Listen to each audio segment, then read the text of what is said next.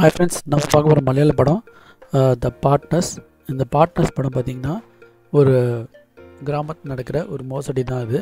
So இந்த படத்தோட director பார்த்திங்கன்னா நவீன் ஜான். இதில் ரைட் பண்ணது பார்த்திங்கன்னா ஸ்கிரிப்டுக்கு ஹரிபிரசாத், நவீன் ஜான், கேவி பிரசாந்த்ன்றவங்க நடிச்சிருக்காங்க பண்ணியிருக்காங்க. ஸோ இதில் நடிக்கிறவங்க பார்த்திங்கன்னா தியான் ஸ்ரீனிவாசன். இவர் வந்து பார்த்திங்கன்னா இப்போ சமீபத்தில் வந்த நல்ல நல்ல படத்துலலாம் அவர் வந்து மலையாளி ஃப்ரம் இந்தியா அது மாதிரி படத்துலாம் வந்து பார்த்திங்கன்னா ஒரு ரோல் வந்துடுறாரு இவர்.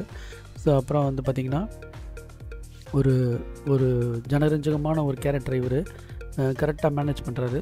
ஸோ தியான் ஸ்ரீனிவாசனோட அந்த கொஞ்சம் சீன் வந்தாலும் அவரது வந்து ஆக்டிவாக இருக்க மாதிரி இருக்குது. ஸோ அவர் வந்து விஷ்ணுன்ற ஒரு கேரக்டர் நடிச்சிருக்காரு.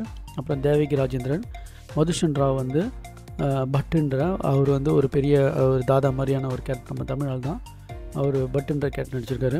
அப்புறம் சித்ரா நாயர், அப்புறம் வந்து பார்த்திங்கன்னா கலாபவன் சஜோன், சத்னா டைட்டஸ், ஸ்ரீகாந்த் முரளி, நிறைய பேர் நடிச்சிருக்காங்க. ஸோ இதில் வந்து பார்த்திங்கன்னா ஃபஸ்ட்டு ஒரு ஷூட் அவுட் காட்டுவாங்க. கசமங்கலம்ன்ற ஒரு இடத்துல ஒரு ஷூட் அவுட் காட்டுவாங்க.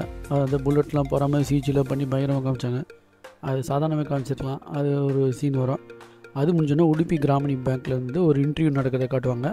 ஸோ அந்த பேங்க்கு ஓப்பன் பண்ணுறதெல்லாம் காட்டுவாங்க. ஸோ அதில் வந்து மேனேஜர் ஆகிறது அப்படிலாம் காட்டுவாங்க.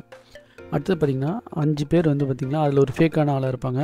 அவங்க ஃபேக்குன்னு வர்றதுக்கே கொஞ்சம் நேரம் ஆகும். அந்த அளவுக்கு சீன் வந்து அப்படியே கரெக்டாக டைட்டாக வச்சுருப்பாங்க. ஸோ செகண்ட் ஹாஃப்லாம் கொஞ்சம் அறுக்குது, இருந்தாலும் அது வந்து பார்க்குற மாதிரி இருந்தது. ஒரு தாதா வந்து என்ன பண்ணுவார் பார்த்திங்கன்னா, ஒரு ஹியூஜ் அமௌண்ட்டாக கோல்டு வந்து அவர் வந்து அந்த இதுக்காக டெபாசிட் பண்ணுவார். அவரோட சேஃப்டிக்காக அந்த பேங்க்கில் வந்து டெபாசிட் பண்ணுவார். ஆனால் இவங்க வந்து இந்த தியான் தர்ஷன் குரூப் வந்து பார்த்திங்கன்னா தியான் ஸ்ரீனிவாசனோட குரூப் வந்து பார்த்திங்கன்னா அந்த 5 பேரும் அந்த கோல்டை வந்து ஒரு டெக்னிக்காக எடுப்பாங்க. இல்லை எடுக்கிறாங்களா இல்லையன்றதான் படத்தை இருக்காத. இந்த டானுக்கே வந்து அந்த லாக்கர்லேயே ஆள்லாம் போட்டு வச்சுருப்பாங்க. பக்கத்துலேயே எந்த பேங்க்கில் அலோவ் பண்ணாத மாதிரி அந்த பேங்க்கில் இவரோட ஆளே போட்டு வச்சுருப்பாங்க.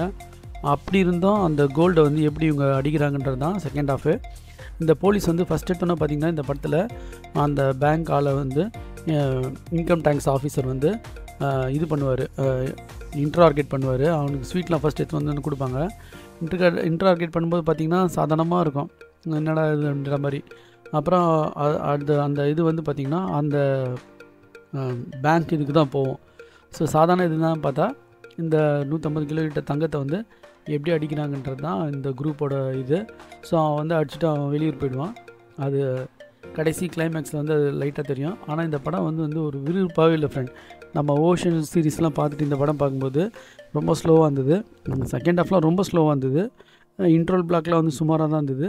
இது வந்து ஒரு சுமாரான படம் தான் ஃப்ரெண்ட்ஸ். இது வந்து நீங்கள் பார்க்குறவங்க பார்த்து என்ஜாய் பண்ணுங்கள்.